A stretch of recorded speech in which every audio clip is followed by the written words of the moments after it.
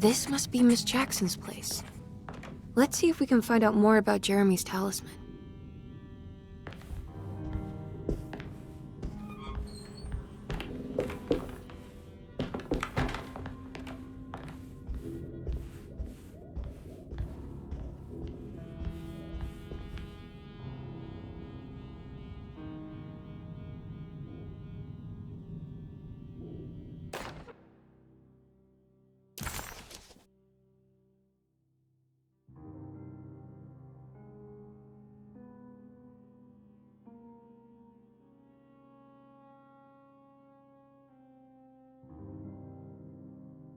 It looks exactly like Jeremy's talisman.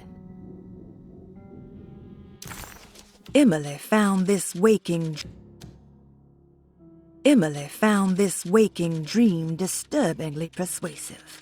If this was Jeremy's world, what did that mean? Was the Hartwood family suffering a literal curse? Was the dark man, that ghoulish specter haunting Jeremy, an actual supernatural being? Emily pushed her thoughts aside and focused. She needed to find... I think it's meant to hold the talisman.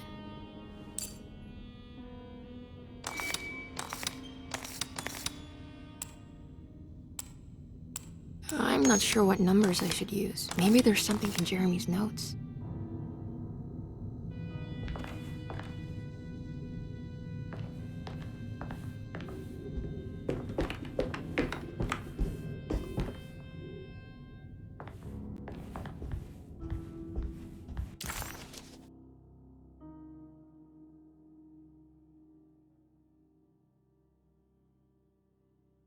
Every day you're silent.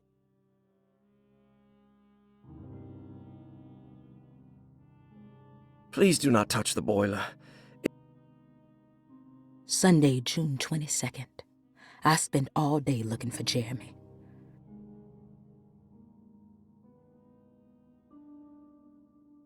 Every night the dark man stands opaque at the threshold of my room, counting the days until my spirit spills. How did you first come to understand such things, Senora? How did you know that the battered boiler in the basement would lead me to Lafayette Cemetery? Or how the old upstairs clock, with its astronomical motifs, would take me to that hateful mound outside of Claremont Harbor? Those are my memories, my past.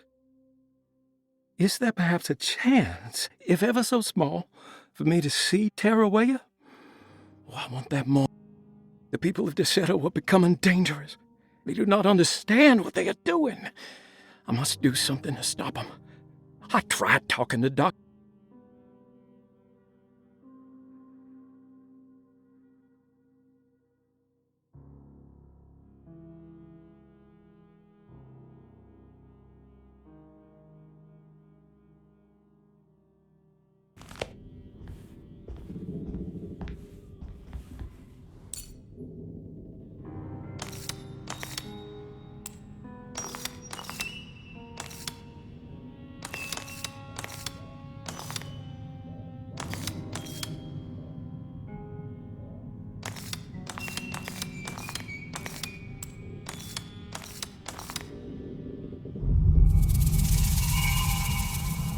What's that picture in the glass? Where is that?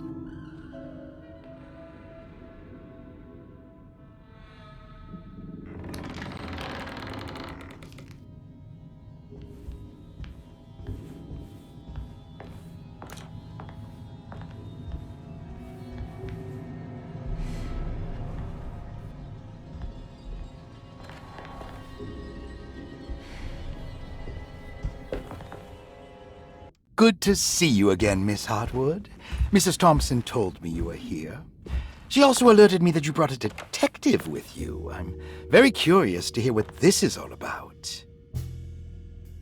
You don't remember me, do you, Miss Hartwood?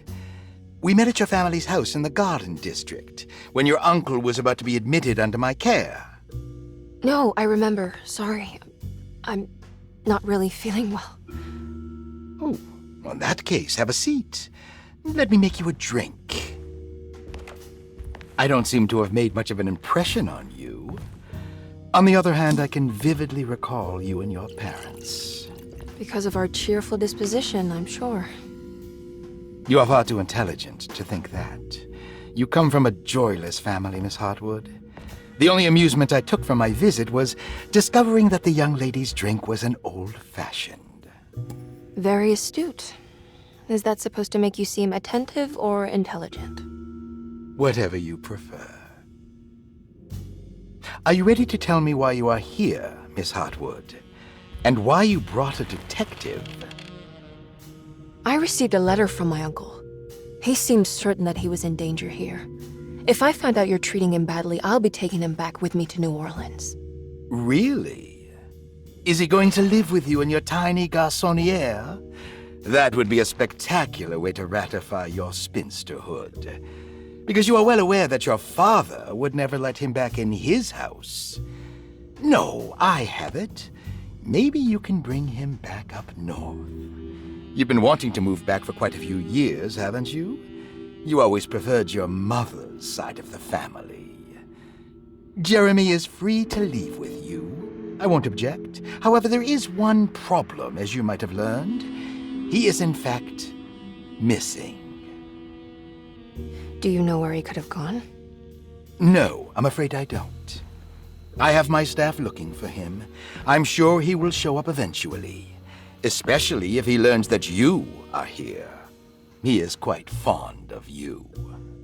What can you tell me about his condition? I never heard a proper diagnosis. What is your medical opinion of him? Well, let me think. He is an anxious man, depressed, even. He suffers from a perceived lack of order in his inner and outer life. He constantly complains about events not presenting themselves according to their divine nature. And the Dark Man? Hard to tell if it was ever anything specific. Jeremy uses the Dark Man as a psychological scapegoat to avoid facing the truth that he is in any way at fault. You don't think there can be any truth to the Dark Man's supernatural existence? Why would you ask that? Can we ever be sure? If the Dark Man is some sort of evil presence that is in possession of Jeremy? Well, I assure you, any evidence that you experience supporting that claim is purely delusional. Don't get caught up in mass hysteria, Miss Hartwood. You wouldn't want to take your uncle's place in this hospital, would you? I'll be leaving now, Doctor. I need to keep looking for my uncle. Do so, Miss Hartwood. I'll let you know if he shows up.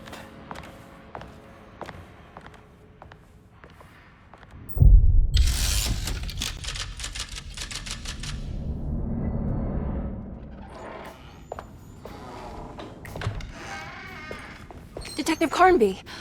God, I'm glad to see you. I was afraid you had left. Me? You're the one who just disappeared. It's hard to explain. I think I blacked out. It was like I went somewhere else. It's okay, miss. You're clearly upset. No, I don't know what's happening. This is a very stressful situation for you, I understand. Ugh, no, you don't understand. Just take a deep breath. Why don't you sit down, smoke some of the Perique? If you want, I could even drive you back to New Orleans. I just want to have a talk with Dr. Gray first. I want to stay. I found a talisman just like the one in the painting. I think I might be able to figure out where Tarawea is, where Jeremy wanted to go.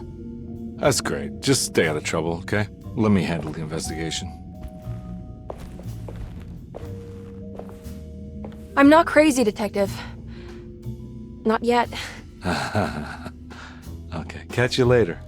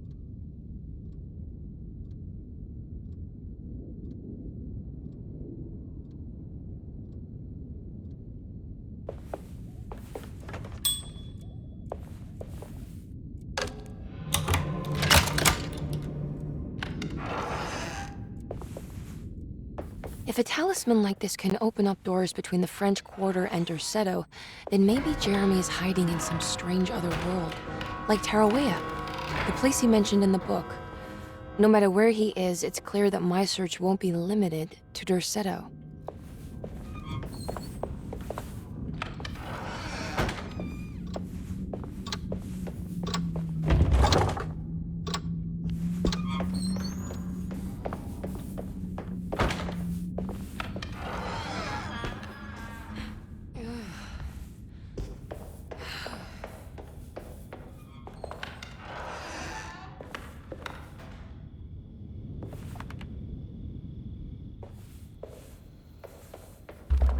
I need the key.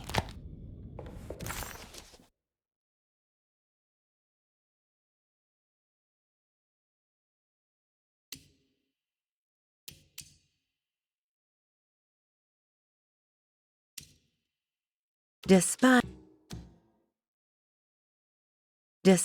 making a fool of herself in front of Dr. Gray and Detective Conby, Emily felt surprisingly invigorated. She felt absolutely sure that it was her manipulation of the talisman that had brought her back to Derceto.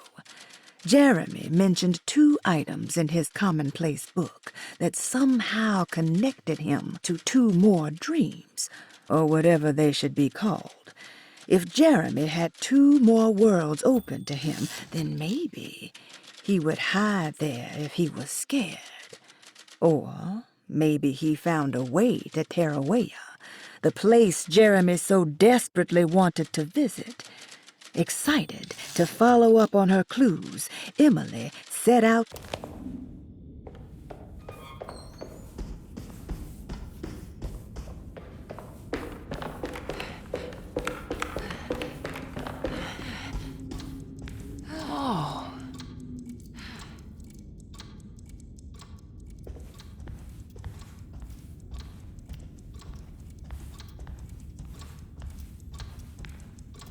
I need the key.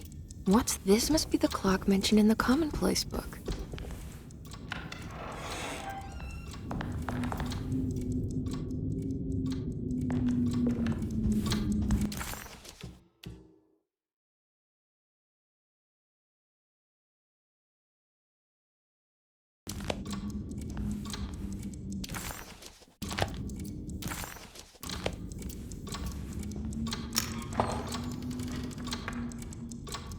There's something missing.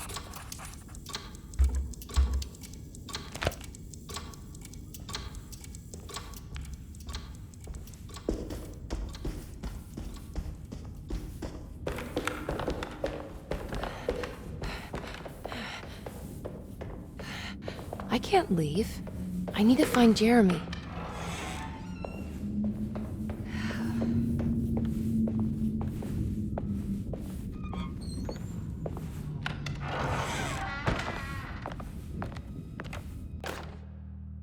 Saw your notice in the boiler room. You should know Mr. Chance won't be coming back. I got no business being in there myself, but you can take a valve from the wine cellar if you want to try to stop the steam pouring out. Be careful.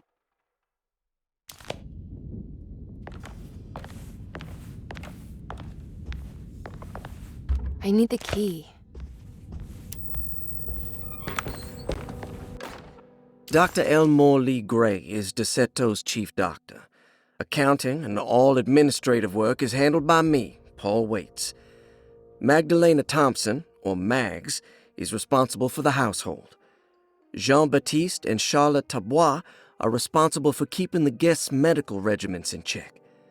Finally, Jack Chance is our gardener, who can occasionally be seen in the conservatory, but is for the most part busy outside. There are currently 6 guests at Derceto. Malcolm McCarthy and Ruth Tallant reside on the 1st floor. Jeremy Hartwood, Elisabetta Perosi, Grace Saunders, and of course Cassandra Beauregard live on the 2nd floor.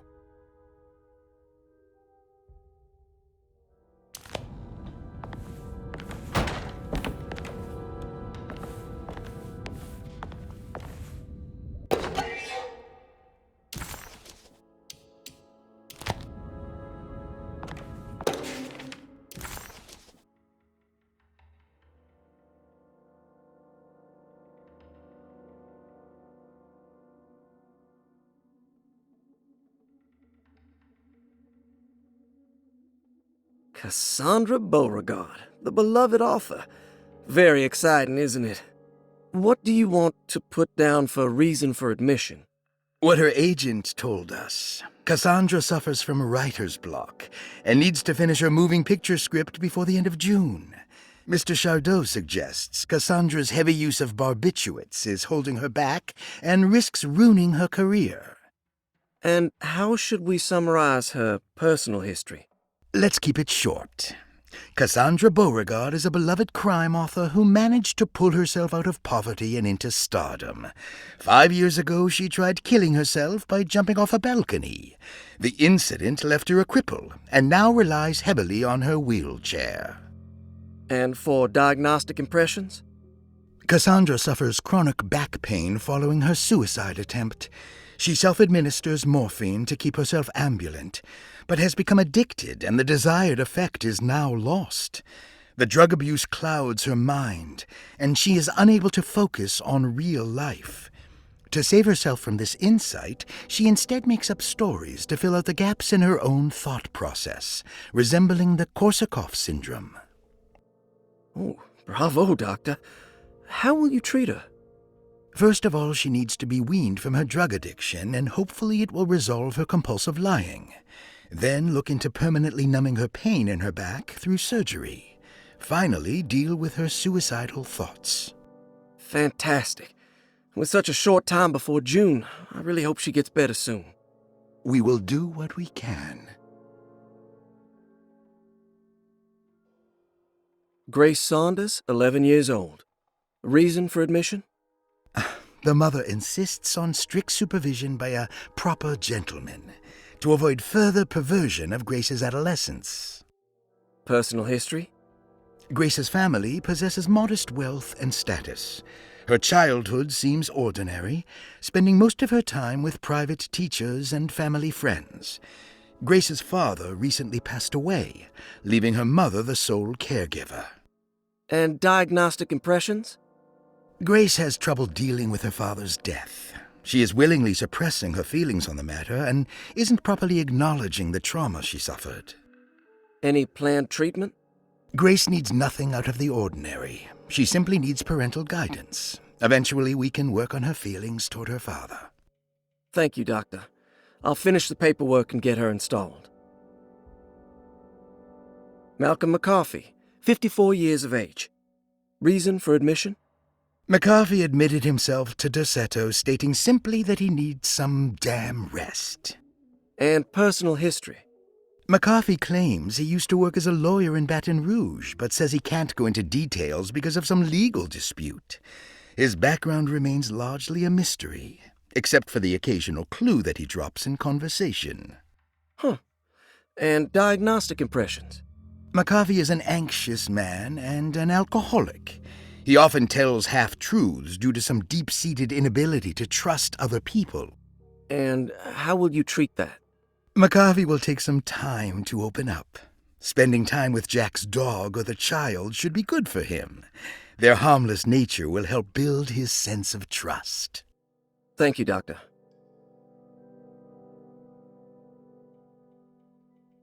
Elisabetta Perosi, 33 years old? What should I put down as reason for admission? Well, Perosi broke into Dorsetto and was found wandering the grand parlor. She was confused and suffered partial amnesia. She insisted she belonged here and offered to pay for her stay. Right. What do you make of her story? Perosi claims to have been a member of the Astarte artist colony some 20 years ago, a claim that seems contrafactual due to her young age.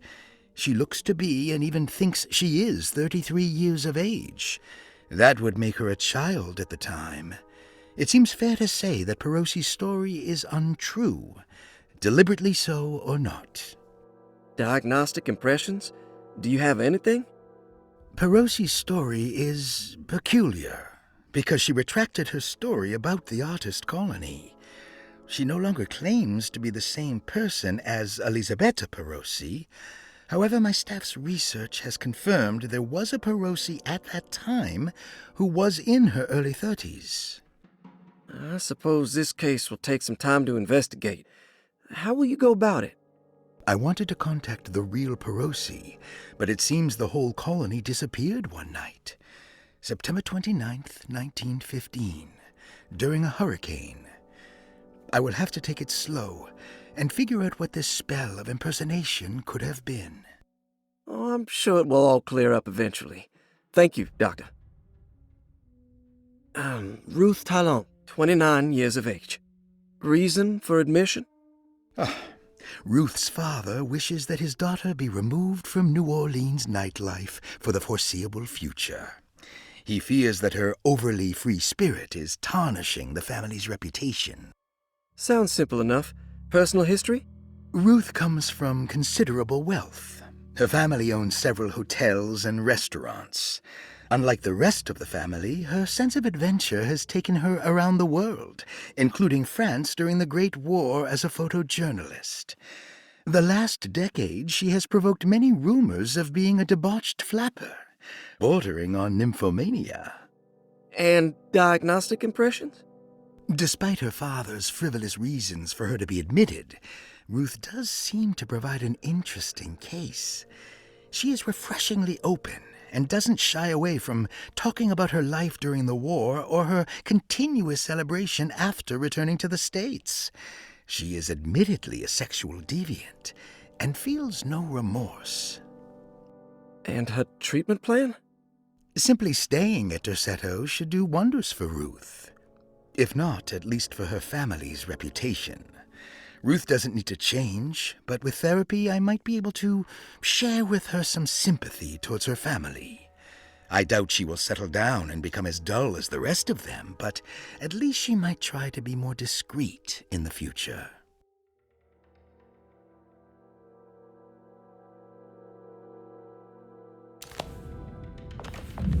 Looks sturdy. Doubt I'll be opening this.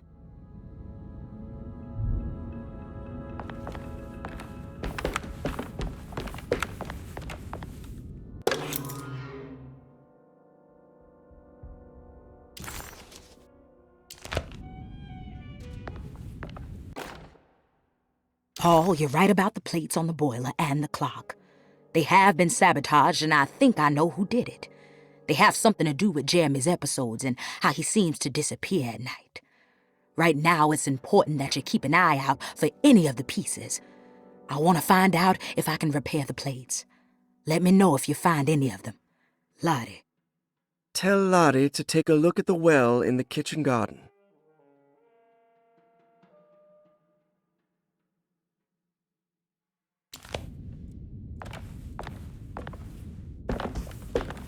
I need the key.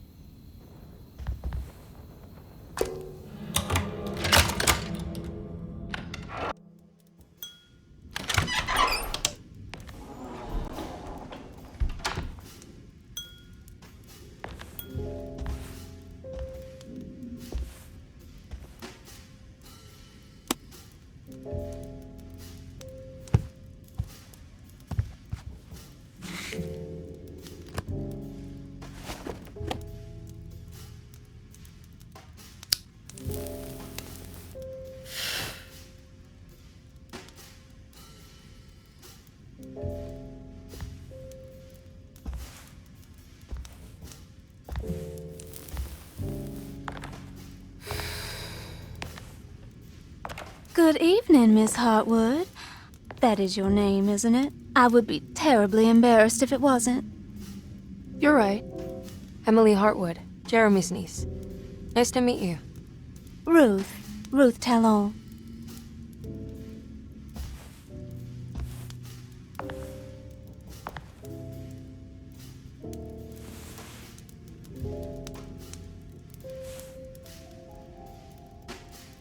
Is that Perique you're smoking? How terribly quaint. Maybe so. But I like it. Would you care to share some? That smell is making me feel very nostalgic.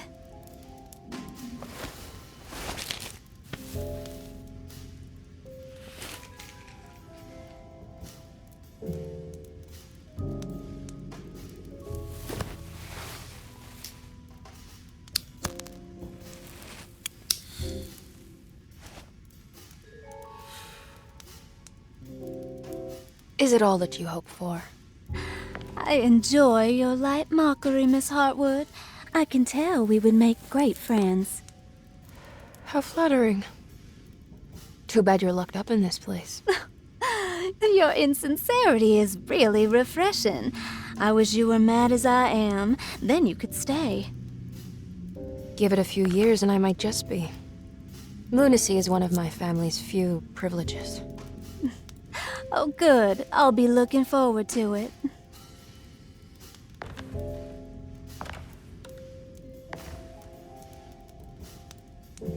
You don't know anything about what happened to Jeremy, do you? Everyone here is really strange, and it's hard to know what to make of anything you hear. Occasionally, it sounds quite exciting, though. Good versus evil and all that.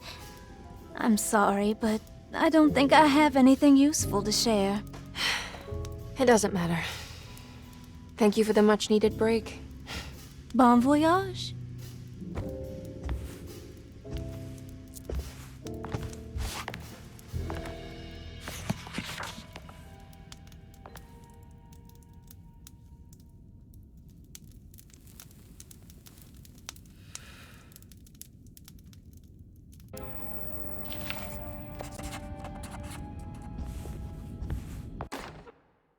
Lost Plantations of Louisiana, Thierry Briclot, 1917. Derceto was a small plantation on the eastern shore of Lake Pontchartrain. The land was considered difficult for industry and was sold for only $30 to Elijah Pickford in 1818. Pickford employed hundreds of workers.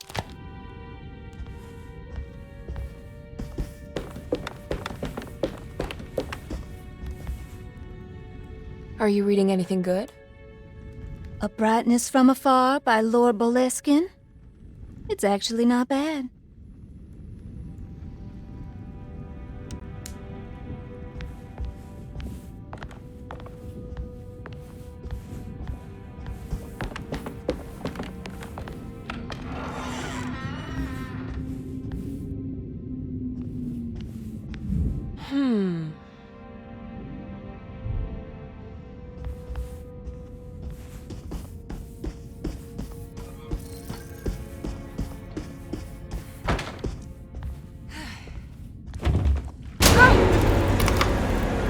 What is going on here? There's something missing.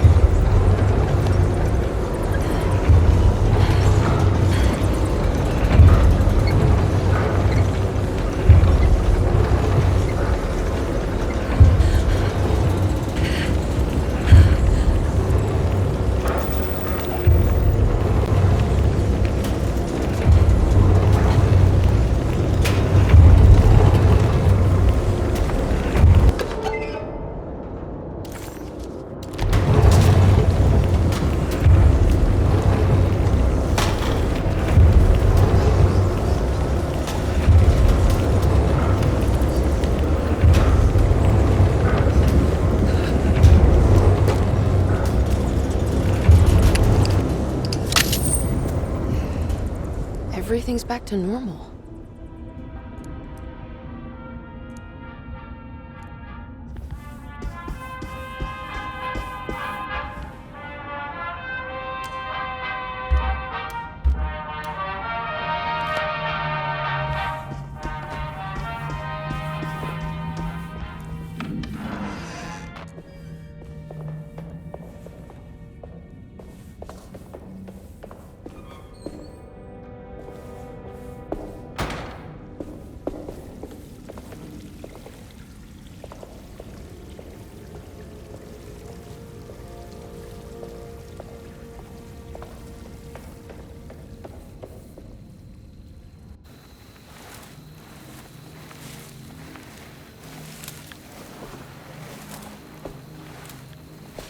Ihawisaki nantek mwen, mempramisaki nantek mwen, men le anjeni man yo deshena.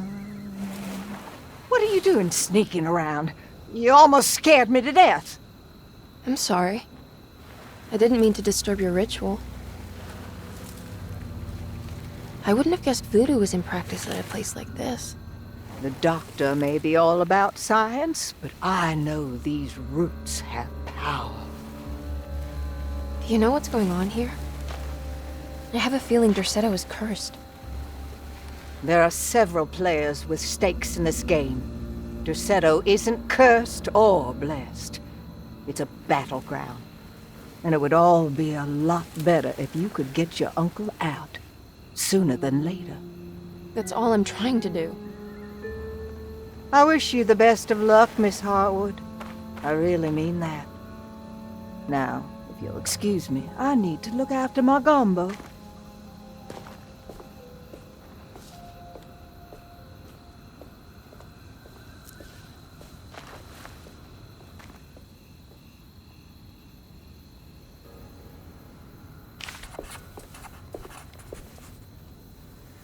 The housekeeper buried something in the flower patch beneath one of Dr. Gray's windows. She was singing in some Creole language, performing a peculiar bourgeois voodoo ritual.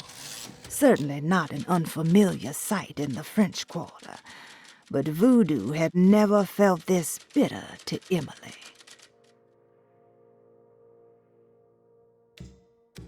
Emily felt surprised by how much she enjoyed the company of Ruth. There was something familiar and friendly about her, like they were old friends that The old clock was an intricate machine with eccentric astronomic motifs, but nothing appeared particularly unusual to Emily. But then she discovered a large decorative plate that reminded her of Miss Jackson's ritual bench, where she had configured the talisman to open the door back to Derceto. The clock's plate had unfortunately been sabotaged, but if she could piece the plate back together... Despite making a fool of herself in front of Dr.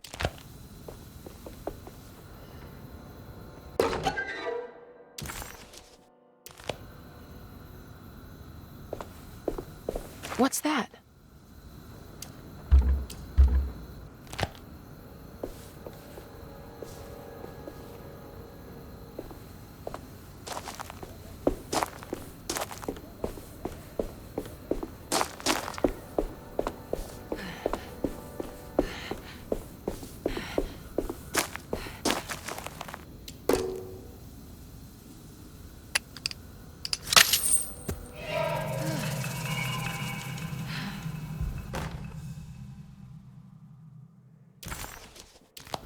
Now what's this?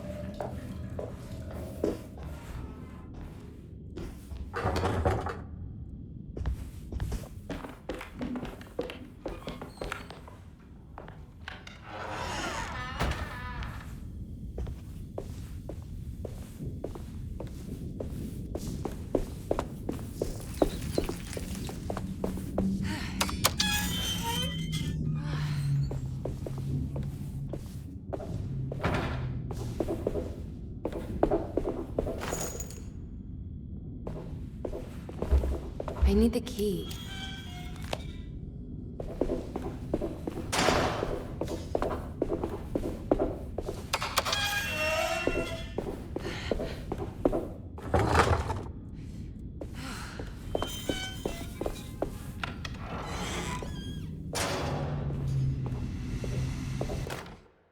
You know, Mr. Waits, I saw a piece of the plate that Liza broke.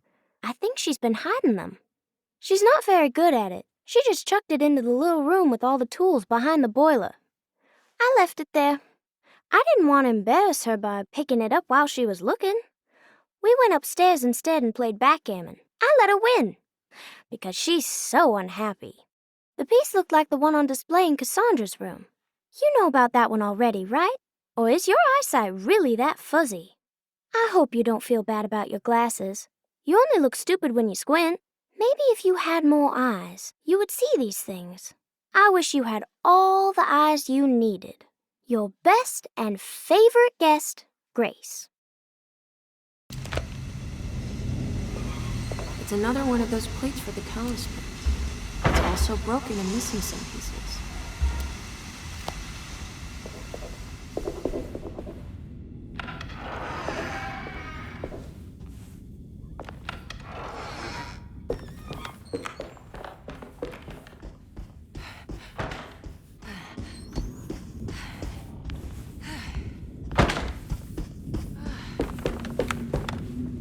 It's wet shut.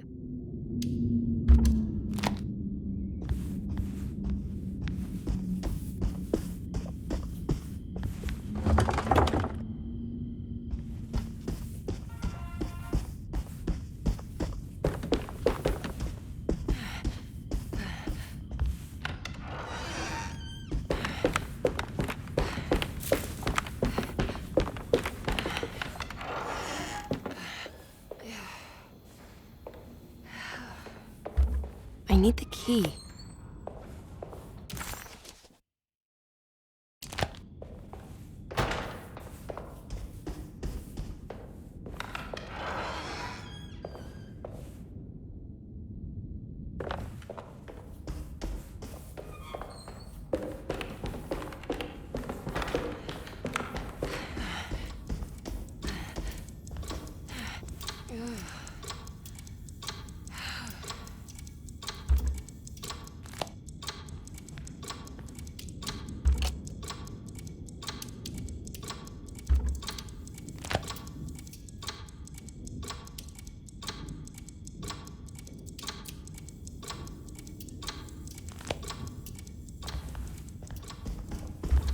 I need the key.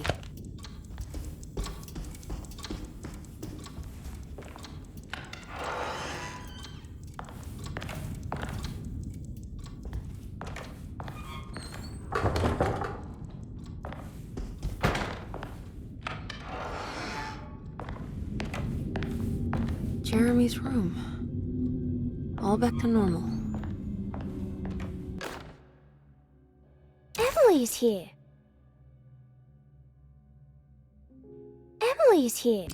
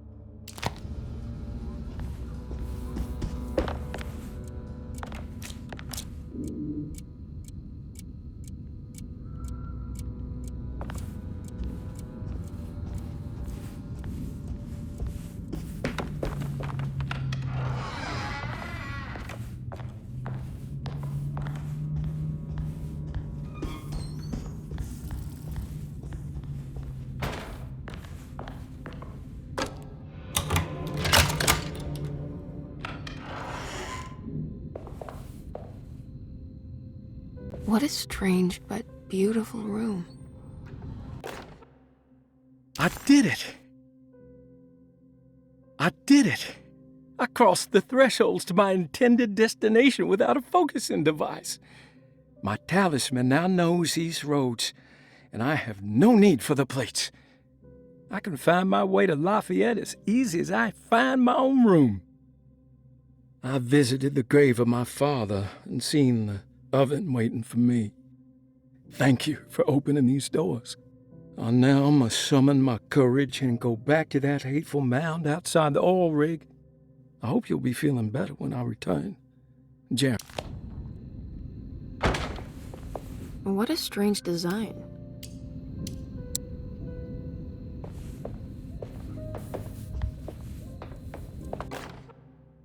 Will I need to remember how to get them out again? They are locked up for good reason.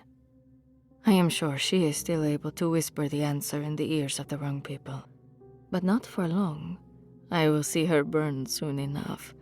That black goat will be sacrificed to put an end to it all. Then it will all be over. No more Derceto, and sadly, no Astarte. Those good pirates of Pontchartrain.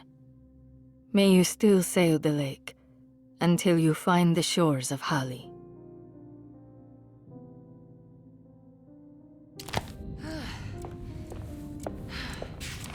The Astarte Artist Colony. I'm pretty sure they had a Mardi Gras crew called the Pirates of Pontchartrain when I was a child.